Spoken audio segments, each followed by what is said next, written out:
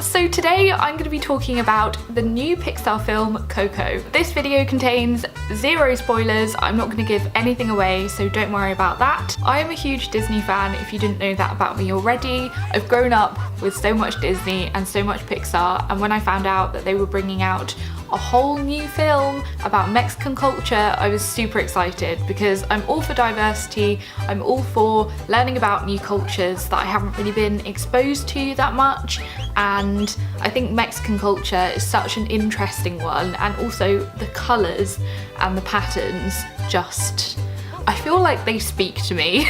So today I've got a little bird in my hair, and you'll find out why that's there in a moment. And I just thought that I would talk about Coco and also do some fan art. When I say fan art, I mean it with a little bit of a twist. Just in advance, sorry if I say any of these pronunciations wrong. Obviously these are Mexican terms and I'm not Mexican. So within the film of Coco, there are things called alebrijes, or alebrijes. Like I said, sorry in advance if you're Mexican and I am butchering these words. Many apologies, but anyway. So I looked into the context of alebrijes because within the film Coco, that was something that just really caught my eye and I thought was such a lovely part of the film. There is an alebrije called Pepita, and I think it's one of the most beautiful characters Pixar has ever created. I know that's a huge statement to make, but honestly, oh my god. So I looked into the history of alebrijes and I wanted to find out why they're in the film and what kind of cultural significance they have to Mexican culture, how they came about, blah blah blah. And I came across some really interesting facts, so I thought before I begin this video I would just give you a little bit of a context into where alebrijes have come from. So let's go back to the 1930s. In the 1930s there was a guy called Pedro Lunares. Again, bad pronunciation. Pedro. He was called Pedro. And within this time he fell really ill and basically started to have a fever dream. So I've been reading a bit about this on Wikipedia and I'll put some links below if you would like to read more on this, but basically he had a fever dream where he saw lots of rocks and trees and animals that were kind of hybrids of each other, and they were all brightly coloured and brightly patterned, and apparently they were all chanting the word alebrije. So within this fever dream, he became kind of obsessed with this vision that he had, and he decided to make these sculptures of his fever dreams, which I think is such an interesting thought. Like, I've definitely had dreams where I've then gone into my sketchbook and drawn what I saw or envisaged, but to have such a vision where you then spend the majority of your life recreating this one experience you had, I think is fascinating. Yeah, so I'm so happy I looked up the context. However, within Coco, I think they've taken a bit of a creative liberty with it, because I couldn't find any cultural significance with it being a spirit animal, whereas in Coco you are supposed to have an alebrije, which is a animal of some description that is like a reflection of you and is supposed to kind of look after you and help you, almost like, I suppose, a guardian angel or a fairy godmother or whatever. Like, this is a way cooler version. So now I've given you the context on alebrijes, I thought it would be super fun to design my own alebrije. I'm going to take two animals that I think reflect my personality or my fashion sense or have a little bit of me in them, and I'm going to hybrid them together to make them into one alebrije, which will be my spirit animal. I've also decided that I'm going to draw myself as a skeleton because I think this could be a really fun exercise. So I've got some clothes on at the moment that I'm going to use as a way of costuming my design, so I will show you my clothes right now.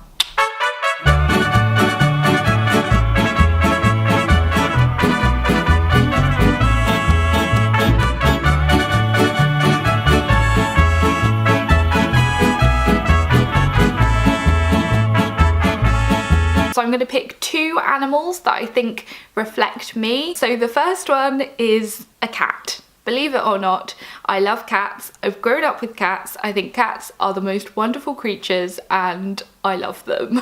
Secondly, I really love birds. Do you see the significance now? Do you kind of get it? So I was trying to think of a bird that is incredibly extravagant. I love the colour turquoise, I love blues, I love greens. And what sprung to mind? Peacock. So my Alebrije is going to be a cross between a cat and a peacock. So I thought that I would design this Alebrije and show you the whole process, as well as drawing me as a skeleton, and I suppose let's get into it. So to begin with, I'm drawing around myself. I know that that could seem like cheating to some people, but actually I just thought it would be a really quick way of getting the poses, and also I wanted to Pixar it up by taking the head, enlarging it and making the body slightly smaller, and then like including a bit more of a neck. So we got the skeleton element really in there because I have a very short neck and I'm a very short person. So obviously the waist is dramatically taken in and the rest of the body is kind of elongated and stretched, but it is from the original picture.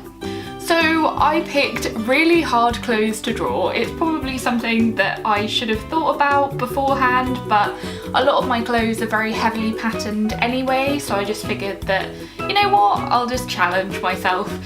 So this took a long time to draw the pattern and I had to simplify it a lot, just simply because the way that it looked when you looked at it from far away and how it looked when it was close up, like there were a lot of sort of contrast issues going on, but I'm happy with how it's gone. I think it resembles my clothing, which is really nice, and again I tried to pick something that was a little bit more sort of Mexican orientated so it would fit in with the world of Coco.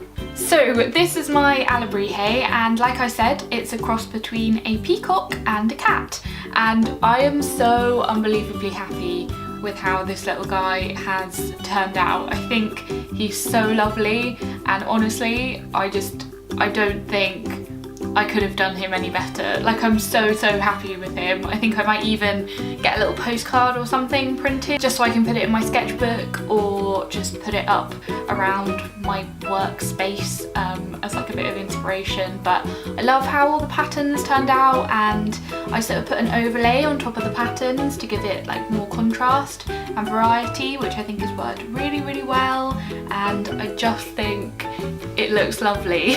So yeah, I tried to do the peacock markings on the eyes, which I think is quite a nice nod to a peacock, but it's not super obvious. And unlike a normal cat, I gave it a bit more of a like fox snout or a beak, so I wanted it to kind of resemble the shape of a peacock, sort of subtly.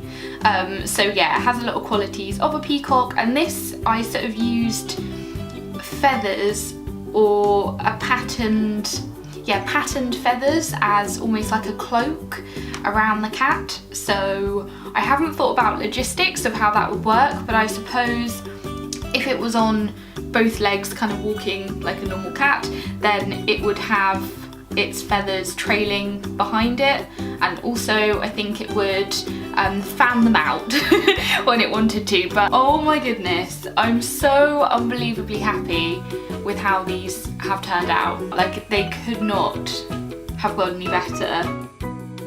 So there we have it. There is me as a skeleton from the Day of the Dead, and also my lovely Alebrije, who I've fallen in love with. I want to have this in the real world. Ugh. If you haven't already seen Coco, then go and see it. It is the most wonderful, colourful, spectacular thing I've ever seen, and honestly I think Pixar have outdone themselves. It's so good. I would highly recommend it. On that note, thank you so much for watching. Please don't forget to subscribe. Hello to all my lovely new subscribers. I just can't believe how quickly my subscriber count is rising and how lovely people are being in the comment section and just writing me lovely personal messages, and honestly I'm so thankful. So hello, if you're new, welcome to my channel. Don't forget to like this and share it if you'd like other people to see this, because I think it will be super interesting to see other people's interpretations of Alebrijes.